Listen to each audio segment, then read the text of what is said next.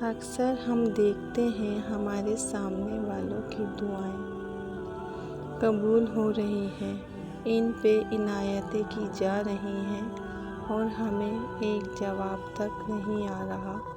مایوسی ہوتی ہے نا کہ ہم بھی تو اتنی دعائیں مانگ رہے ہیں۔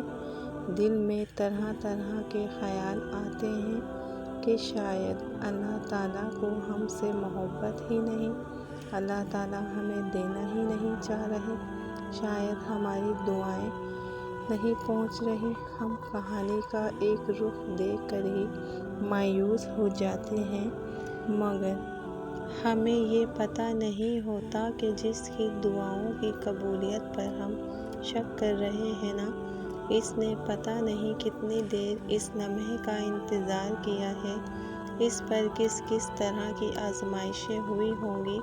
اللہ کن کو جلدی عطا کرتا ہے، رب سب کو دیتا ہے، وہ کسی کو انکار نہیں کرتا، لیکن رب اس کے لیے خاص اہتمام کرتا ہے جس نے عمر بھر اپنے رب کے لیے اہتمام کیا ہو۔ دیکھیے کہ رب بہت شرم و حیا والا ہے۔ جس بندے نے ساری عمر کسی کی مدد کرنے سے انکار نہیں کیا، رب اسے کیسے انکار کرے گا؟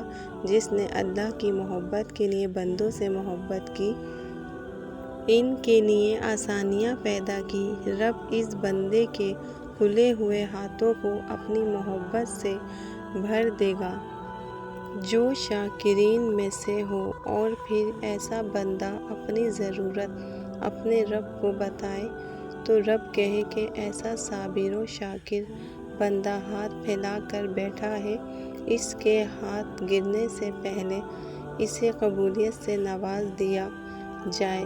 یاد رکھیں کہ دعا ایک عبادت ہے اور اس کا وضو ہماری بندگی ہے۔ اپنی بندگی میں کمال کو پہنچ جائیں اور دعاؤں کی قبولیت کے معجزات دیکھیے۔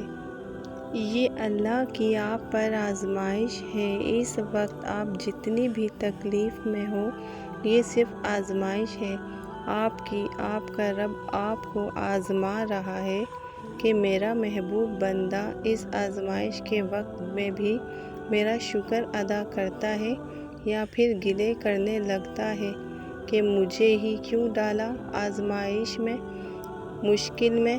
تو سنو، آپ کو بس بھروسہ رکھنا ہے اپنے رب پر جس نے آپ کو اس مشکل، اس تکلیف میں ڈالا ہے، وہی آپ کو اس سے نکال بھی لے گا۔